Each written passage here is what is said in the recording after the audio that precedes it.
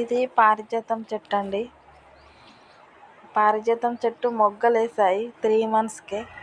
ఇది ఎలా పూస్తుందో ఏమో అని నేను అనుకుంటున్నాను. పారిజాతమా కాదా అని ఎవరైనా తెలిస్తే కామెంట్ చేయండి ప్లీజ్. ఈ వీడియో ఎక్కడి దాకా వస్తుందో కూడా నాకు కామెంట్ చేయండి, తెలుసుకోవాలని అంతే.